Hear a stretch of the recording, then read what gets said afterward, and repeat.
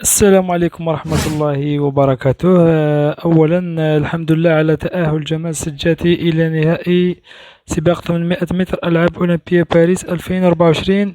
إذا كما راكم تشوفوا هذه اللقطة تاع الدفع المتسابق الإيطالي، أظن حسب رؤيتي للسباق وإعادة اللقطة لعدة مرات، يعني اللقطة غير مقصودة. المتسابق الإيطالي كان وراء جمال سجاتي مباشرة، ولهذا كان في سرعة كبيرة، ويعني ثم لا مجال للتأخر. يعني إذا المتسابق تأخر شوي رايحين يفوتوه اللاعب الثاني أو الثالث ويخسر المركز الثاني ولا يتأهل.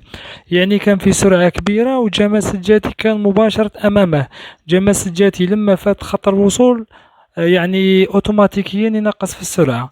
لهذا اللاعب الإيطالي كما نقولوا تصادم به، ما يقدرش يتصادم به يعني بالرأس تاعو ولا بصدر، ولا هذه هي دار يديه أمامه لتجنب الصدمة باش ما تكونش كبيرة على جمال سجاتي، لأن في ذيك اللحظة ما يقدرش يروح يمين أو يسار، كان في سرعة كبيرة وبيناتهم حوالي متر فقط. لهذا الإيطالي حاول أنه ما ينقصش في السرعة حتى يفوز بالمركز الثاني، واللقطة غير مقصودة. والإيطالي ما يقدرش في هذيك يعني في نصف النهائي يحاول يتعدى على جمال سجاتي. هو أصلا الهم تاعو والتركيز تاعو على التأهل إلى النهائي، وما يهموش جمال سجاتي لأنه كان بعيد عليه وكان صاي فاز بالسباق. لهذا الناس تدير التهويل فقط. أظن أن الإيطالي بريء، وإن شاء الله جمال سجاتي يفوز بالميدالية الذهبية ويتجنب كل هذه المشاكل في النهائي المتوقع غدا السبت بإذن الله.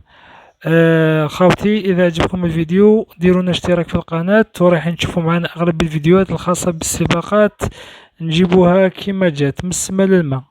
زملائي هذه المرة مع جمال السجاتي البطل الجزائري وأحد المرشحين ويمكن المرشح الأبرز في هذا السباق.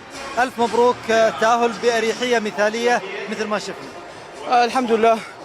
هذا النتيجة اللي حققتها سنة، هذا كان في جهد 4 سنوات حضرت بها، وإن شاء الله نكونوا واجدين ذهنيا للنصف النهائي، وإن شاء الله نهدوا الميدالية الذهبية ربما ثانية للعرب، نهدوها للعرب والجزائر خاصة، ونطلبوا من الناس اللي تشوف فينا تعيننا ربي كاع وتشجعنا، و 1 2 3 فيفا لاجيري، وتحية جميع العرب بإذن الله تعالى. طيب التكنيك أو التكتيك اللي عملته في هذا السباق، شفناك في المنتصف شوي تقدم وفي الختام استطعت أن تكون في المقدمة. هذا تكتيك تاعي، ما بغيتش نروح المقدمة بان ندير سباق سريع.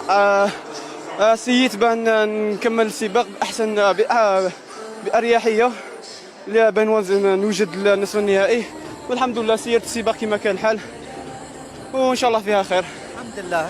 آخر سؤال، أنت تكلمت أنك فترة إعداد 4 سنوات كنت يعني عينك على هذه البطولة، كيف كانت فترة الإعداد؟ كيف جهزت حالك لهذه البطولة؟ والله كنت من مرة أتدرب نخاف أكثر من المنافسة، لأن التدريب 4 خطرات ولا 3 خطرات فوق المنافسة، وين تحط فيه المنافسة وين تحط فيه تدريب 100%. الحمد لله صبرت، ونشكر المجموعة تاعي، المدرب تاعي، الناس اللي تدعي لي، وإن شاء الله فيها خير. شكرا حبيبي. إن شاء الله فيها الخير، وإن شاء الله نحتفل معك هنا بالميدالية بإذن الله تعالى. يعطيك الصحة جمال. إذا كان هذا جمال سجاتي أحد أبرز المرشحين لسباق 800 متر، نتمنى له كل التوفيق بإذن الله تعالى.